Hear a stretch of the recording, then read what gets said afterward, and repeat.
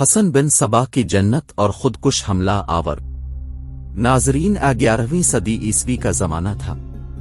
सल्जोकियों का दौर हुकूमत था जो एक तरफ मगरिब में सलीबियों से नबर्द आजमा थे और दूसरी तरफ मंगोल यलगार को रोक रहे थे। इसी दौर में फिरका बातनिया ने सर उठाया। इसका मिशन मुनाफिकाना पॉलिसियों के जरिए इस्लाम की बुनियादें खोखली करना था। हसन बिन सबा इसी बातनी फिरका का बानी था।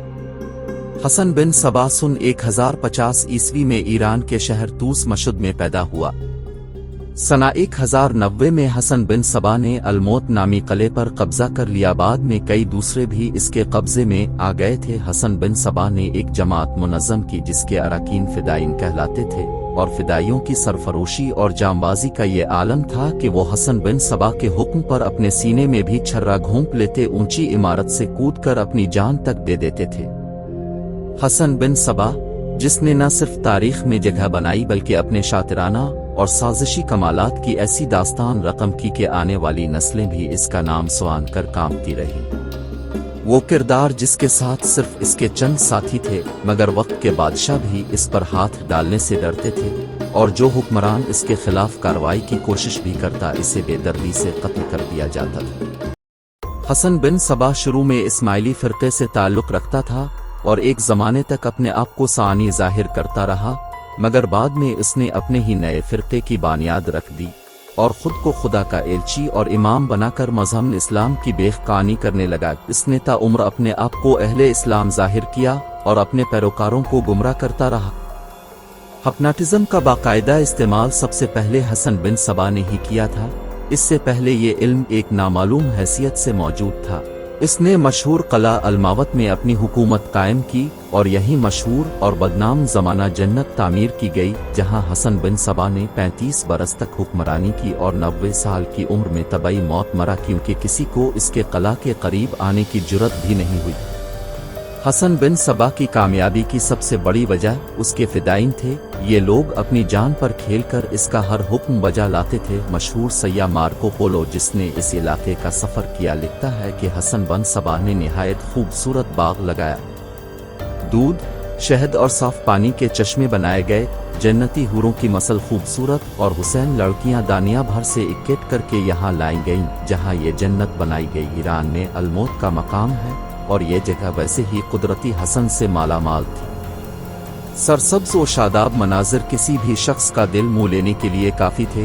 किसी को इस जन्नत के अंदर जाने की इजाज़त न थी। नौजवान फिदाइयों की जमात हमेशा हसन बिन सबा के पास रहती थी। इनमें से कुछ फिदाइयों को भंग पलाकर बेहोश करके बाग में पहुंचा दिया जाता था। जब वो होश में आते तो अपने आप को सरसब्ज़ व शादाब बाग में खूबसूरत लड़कियों के झुरमट में पाते और वो ये ख्याल करते थे कि वो हकीकी जन्नत में पहुंच गए हैं। इसी दौरान खूबसूरत लड़कियां उनको जाम कोसर के बहाने दोबारा भंग पला देती, जिससे वो दोबारा बेहोश हो जाते। इसी दौरान उनको बाग से वापस बाहर पहुंचा दिया जाता और जब वो होश में आते तो उन्हें बताया जाता कि जब हसन बिन सबा का फितना बहुत बढ़ चुका तो सल्जूकी सुल्तान मलिक शाह ने इसके खिलाफ लश्कर कशी का फैसला किया। लश्करकशी से पहले एक कासिद को यह पैगाम देकर भेजा गया कि हसन बिन सबा खुद को सल्तनत के हवाले कर दे और अपनी मनफी सरगर्मियां खत्म कर दे, वरना इसके किला पर चढ़ाई कर दी जाएगी। एलची ने यह पैगाम किला अलमावत में जाकर हसन बिन सबा को सुनाया। मैं किसी की इताअत कबूल नहीं करता, हसन बिन सबा ने कहा, और निज़ाम अल मालिक से कहना कि मैं तुम्हें मशवरा देता हूं कि यहाँ का रुख मत करना, वरना तुम्हारी फौज का अंजाम बहुत बारा होगा। एलची ये पैगाम लेकर जाने लगा तो हसन बिन सबा ने इसे रोक लिया। ठहरो, शायद तुम मेरी बातों का यकीन न करो, मैं तुम्हें कुछ दिखाना चाहता हूँ। इसके बाद हसन बिन सबा के हुक्म से कुछ फिदाइन कतार बनाकर वहाँ खड़े हो गए। इसने एक फिदाई को बालाकर खंजर पकड़ाया और कहा, आसी अपने सीने में आतार लो। इस फिदाई ने बुलंद आवाज में नारा लगाया, या शेख अल जबल तेरे नाम पर, और खंजर अपने दिल में आतार लिया। इसके बाद एक दूसरे फिदाई को बिलाकर हुक्म दिया कि बुलंदी पर जाकर छलांग लगा दो। वो खामोशी से गया और छत से छलांग लगा दी और अपनी जान से हाथ धो बैठा।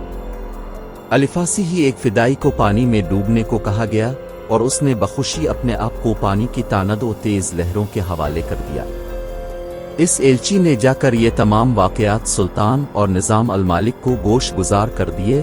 نظام المالک خواجہ حسن توسی یہ سن کر جذبہ ایمانی کے غصے سے لبریز ہو گئے اور سلطان کو فوراً لشکر کشی کا مشورہ دیا، جسے سلطان نے قبول کرتے ہوئے اپنے فوجوں کا رخ قلعہ الماوت کی طرف کر لیا۔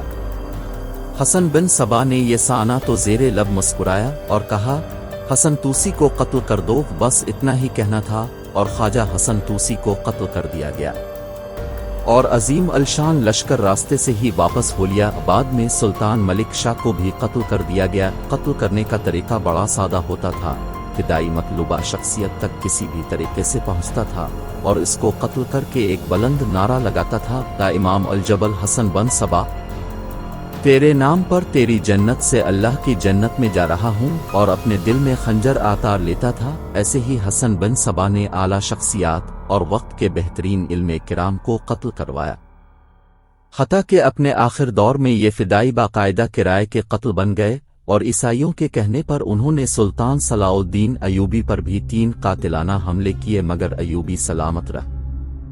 فدائے کھلے عام دن دہاڑے لوگوں کے سامنے اپنی وارداتیں انجام دیتے تھے۔ ان کا ہتھیار ایک زہر آلود خنجر ہوتا تھا۔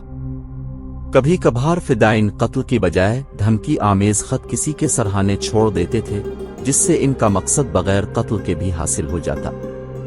دہشت انگیزی کی یہ تحریک اتنی منظم تھی کہ قرب و جوار کے تمام بادشاہ فدائین کے نام سے تھر تھر کانپتے تھے۔ صلاح الدین ایوبی پر بھی قاتلانہ حملے ہوئے، جن سے وہ ہر بار بچ گیا۔ قتل کی ان وارداتوں سے بچنے کے لیے صلاح الدین ایوبی نے حسن بن صبا کی طرف دوستی کا ہاتھ بڑھایا۔ حسن بن صبا نے ایک طویل عمر پائی اور الموت میں ہی اس کی موت واقع ہوئی۔ اس کی موت کے بعد کیا بزرگ اس کا جانشین بنا، جو اس کا بیٹا بتایا جاتا ہے۔ کہا جاتا ہے کہ چنگیز خان کے پوتے منگول بادشاہ منگو خان پر حملہ کرنے کے لیے بھی ایک فدائی روانہ کیا گیا، جو بدقسمتی سے پکڑا گیا۔ منگو خان کو بہت غصہ آیا اور اس نے حسن بن صبا کو سزا دینے کے لیے اپنے چھوٹے بھائی ہلاکو خان کو روانہ کیا۔ ہلاکو خان نے ہمیشہ سے ناقابل تسخیر سمجھے جانے والے قلعہ الموت کی اینٹ سے اینٹ بجا دی۔ حسن بن صبا کے جانشین اور اخری شیخ الجبال رکن الدین خور کو گرفتار کر لیا گیا اور 80 اس کے تمام بچوں اور ہزاروں فدائیوں سمیت بڑی بے رحمی سے قتل کر دیا۔ مرد تو مرد، ہلاکو خان نے عورتوں کو بھی نہیں بخشا۔ حسن بن صبا کی جنت کی حوریں بھی قتل اسماعیلی فرقے پر امن رضوی کی تیار کر لی۔ آج کل وہ شمالی شام، ایران، عمان، پاکستان اور بھارت میں پائے جاتے ہیں۔ ان کے مذہبی امام کو آغا خان کہا جاتا ہے، اسی نسبت سے ان لوگوں کو آغا خانی کے نام سے بھی جانا جاتا ہے۔ اس طرح کی مزید ویڈیوز دیکھنے کے لیے ہمارے چینل کو لائک، سبسکرائب اور شیئر کریں۔